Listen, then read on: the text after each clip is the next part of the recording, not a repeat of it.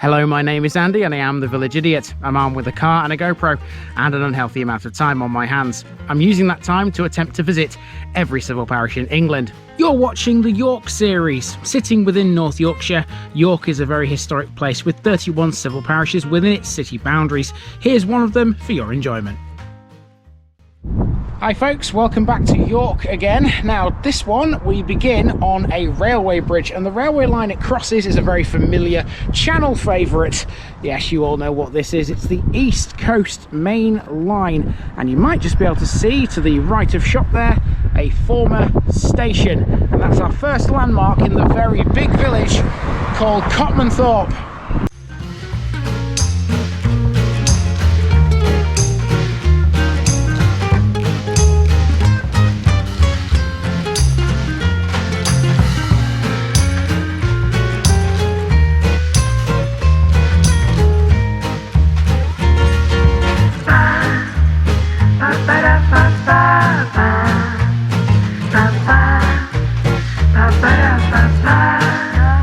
Here's my disclaimer for people who may be watching me for the first time. I say things as I would in my native accent and dialect. As a result, I may not pronounce things in the same way as the locals do. Remember, I'm a visitor. It's impossible to know everything. Leave me a comment, spin me a like and bash that subscribe button. Let's get to today's parish video. Copmanthorpe is a large village situated 4 miles to the southwest of York, bounded to the north by the A64. The East Coast Main Line runs through its southeastern periphery as well. Once part of the district of Selby, the village has been covered by the city of York's boundaries since 1996. There's been a settlement here for centuries, and the Romans knew the area well. Part of the village is laid out along an old Roman road, which ran from York to Tadcaster. The modern-day streets that form its length are Top Lane, Hallcroft Lane and the road towards Colton. At 81 feet above sea level, Top Lane is the highest point of the village. Most of it lays on a glacial moraine of sandstone. The village is mentioned in the Domesday Book as Copemantorp, its name deriving from the Old Norse Kaupmanna þorp, literally meaning trader's village or craftsman's village. And that's a fair name. Originally the village was a place for tradesmen and farming, but nowadays it's a vastly different story. Copmanthorpe is now a functional commuter village for people working in York. In 1881, its population stood at just 311. Mind-blowing considering just 140 years later, it's well over 4,000.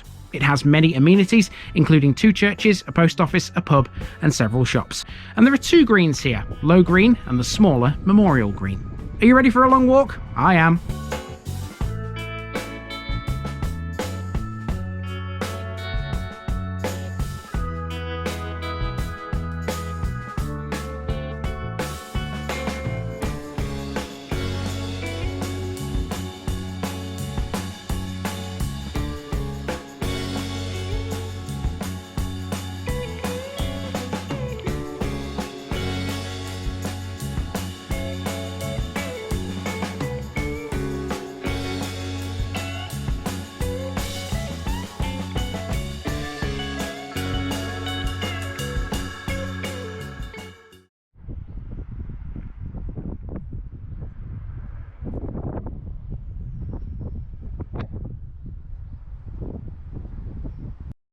We start on Temple Lane, which crosses the East Coast Main Line on this bridge, and this is quite the landmark in and of itself. On one side of this there's a rabbit, and on the other there's foxes. These murals were painted in 2020 by an unnamed local person and the artist Emma Garnis in an effort to reduce graffiti. Aren't they great? The bridge overlooks the site of Copmanthorpe railway station. There's no station now, but the village has had 2 in its time, only one of which is still standing. That would be the original station seen here, which dates from 1839. In 1904, a second station was built as part of track improvements and widening. The new one was literally just yards away from the original, which became a house. The only other surviving building is a 1904 goods shed, now used by a local business. Even though trains rush past the village now, you can still reach Copmanthorpe by public transport, and this is how. Right on cue, the number 13 bus showed up. Now make no mistake about it, this is a long route. I expect it to take me about 2, maybe 2.5 hours. There are plenty of landmarks on this route to talk about, and even ones that I didn't even know existed, including this one right here, the Copmanthorpe WI Hall, which dates from 2017 according to that date stone right there.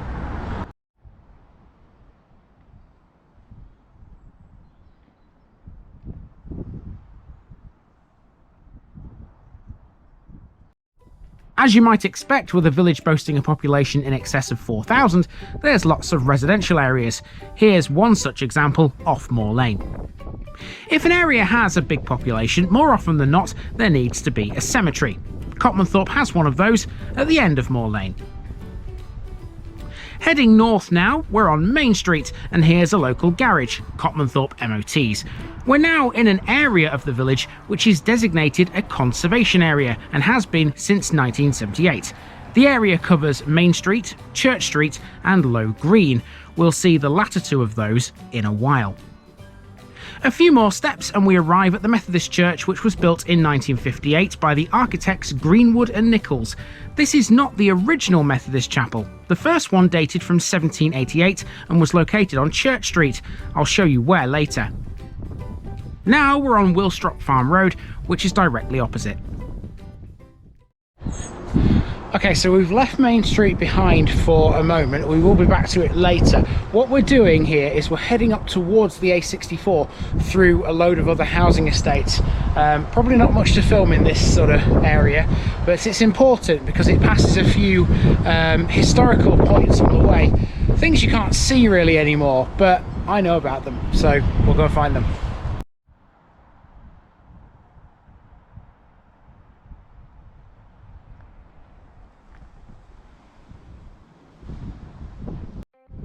This next area has many manorial references. We're heading for School Lane, and on the way we pass Minster Vets on Back Lane, sited opposite Manor Farm Dairy. Where Back Lane meets School Lane is Howell Hall. This is a community centre, which is the base of the local youth club and the Panda Playgroup. At 21 School Lane we find Copmanthorpe Manor. At the time of the Norman invasion of England, the lord of the manor was a Saxon by the name of Gospatrick. After this, we walk up Manor Heath to this crossroads. Nowadays, of course, the village is bypassed by the A64, but before that existed, this was part of a through route which skirted Copmanthorpe to the north. The road is well known for another reason. It's also the route of a Roman road which linked York to Tadcaster. Hallcroft Lane and Top Lane form part of its modern route, and as it heads for Colton over the crossroads, it becomes Roman Road, according to Google Maps. Now, before I came here today, I did a little bit of research online. I found this amazing little booklet called the Copmanthorpe Story, and in it, it makes a reference to a gibbet or two, and one of them was supposedly located on Colton Lane. Now, if you look on the modern map of Copmanthorpe, you won't find a Colton Lane. I think it's this crossroads. I think that is what it's referring to, because that road leads to Colton. There was another gibbet apparently at a crossroads close to Acast and Malbis.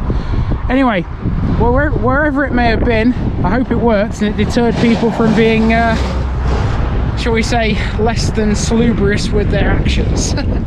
Okay, let's go this way now, up towards the A64.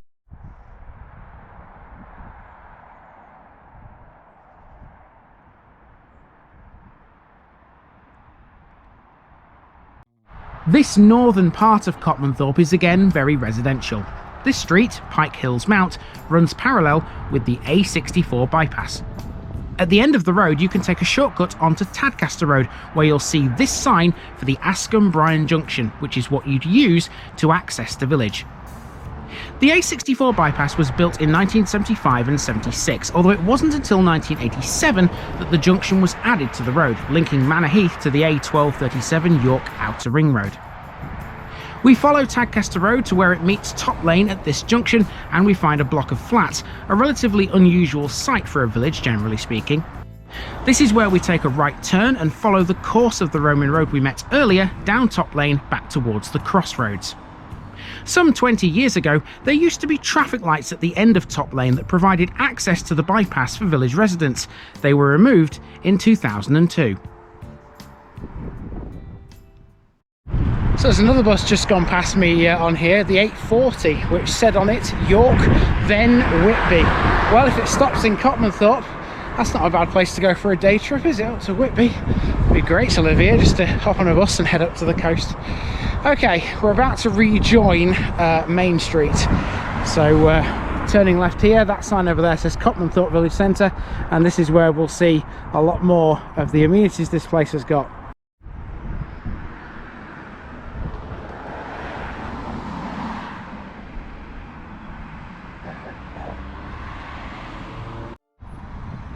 Here we have the village surgery.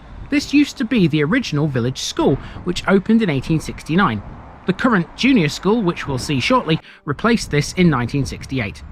It stands on the edge of the village centre, which features a small shopping precinct. Here you'll find everything a village of this size needs. There's a post office, a butcher's, a library, 2 coffee shops, 2 hairdressers, a barber's, a pharmacy, and several takeaways, including a chippy. There's also 2 general convenience stores. One of them is in your shot right now, and the other is a co-op store on Church Street. Across the road from the precinct is the Royal Oak. This is the one and only pub in the village, and since 2021 it's been run by its former head chef. It has all sorts of special events, including pie nights, cocktail nights, and a very popular quiz night. Every few weeks it has live music too. That's how a proper pub should be. And as well as all that, you've also got Copmanthorpe's church, which is hiding away behind the Royal Oak. Let's go and have a look at this now.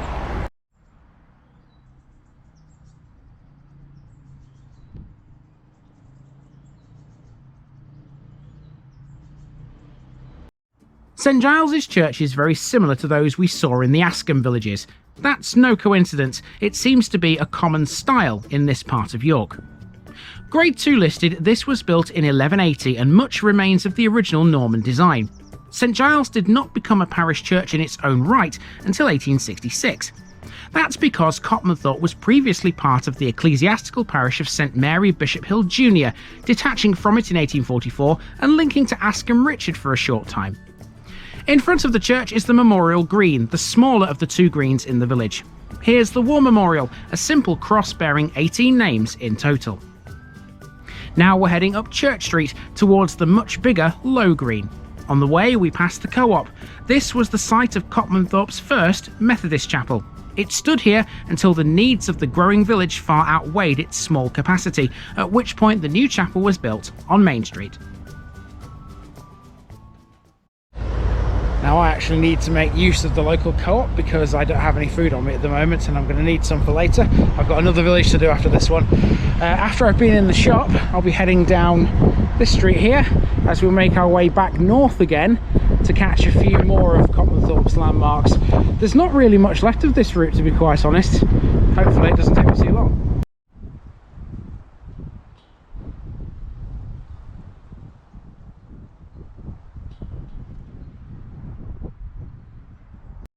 Copmanthorpe Primary School next, which can be found off Low Green. Secondary school wise, Copmanthorpe falls within the catchment area for Tadcaster Grammar School. We then hit an estate to the north of the school whose streets are all named after various professions, including some really obscure ones. We can use Wheelwright Close to access part of a long distance footpath, the Ebor Way no less, as it runs around the back of the school to the playing field. The playing field is just one part of a dedicated village sports area which includes this bowling green used by Copmanthorpe Bowling Club. There's also some tennis courts too right next to it. The area is also the base for Copmanthorpe Football Club, founded in 1962, plying their trade in the York Football League. Copmanthorpe also has a cricket club who are members of the York Vale Cricket League. Whatever your sport, you're always welcome in this, the Recreation Centre.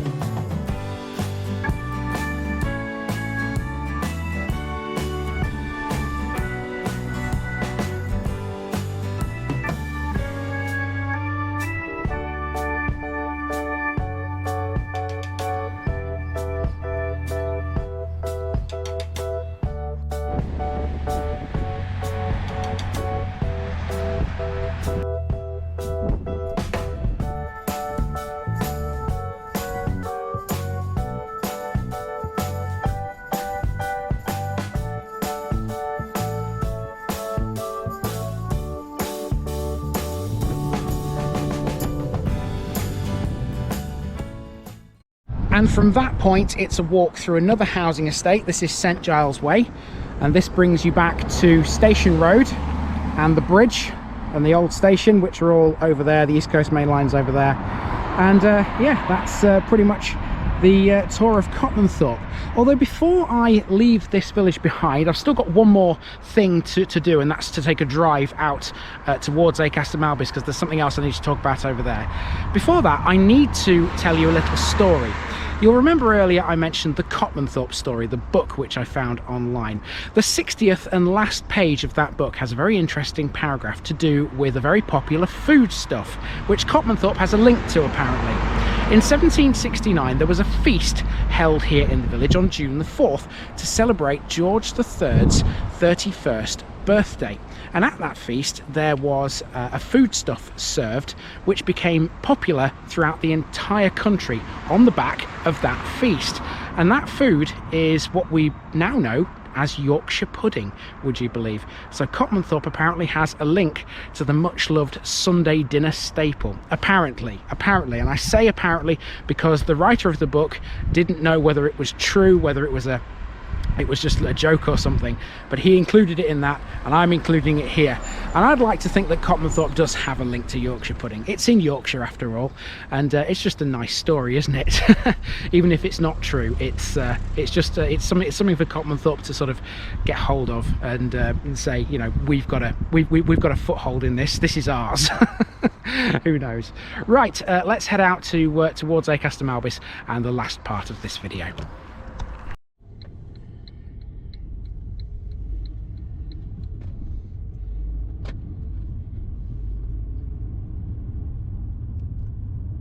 Just as we set off down Temple Lane, look to your left and you'll get a brief glimpse of the 54-plot village allotments. I can hear the fans jumping for joy for that one. That's not the main reason why we're driving down here though. In a moment we'll turn onto Drome Road, the name of which is a clue to a wartime landmark. Drome is short for aerodrome. During World War I, Copmanthorpe had a Royal Flying Corps airfield located on the fields to the north and the east of the street. The 57 Cheltenham Squadron was formed at the airfield in June 1916. Many RFC officers were billeted in the village, some at Manor Farm and some at Ivy Farm. Very little remains of the aerodrome now, although it's believed the house next to 16A Drome Road was once the Sergeant's Mess. In 1919, one of the huts from the aerodrome was bought by Yearsley Bridge Hospital, a fever hospital located to the north of York. The last of the hangars remained standing until 1921. There were one or two crash landings in the fields to the south of Temple Lane, but there are no reports of any crashes in the village itself. Drome Road isn't the only street around here whose name gives us a clue to its past. Temple Lane does so too, although its story is much, much older. Temple Lane refers to a preceptory of the Knights Templar, which was located somewhere to the southeast of the railway line, but nobody knows exactly where. There are theories as to its location, but nothing conclusive has ever been found. There's no doubt it existed though, thanks to records from the 13th century. In 1292, its preceptor was a man named Robert de Reigate, who was also recorded as the keeper of the mills beside York Castle. And how about this for a fun fact? Because of its association with the temple, Copmanthorpe used to be known as Temple Copmanthorpe until as late as 1736. Anyway, now I'm taking the drive out to the east towards the River Ouse, where we'll find the village of Acaster Malbis along its western bank. That's next week's episode, and I'll see you when I get there. I've been Andy, also known as the Village Idiot, and this has been the Parish of Copmanthorpe, and I'm out.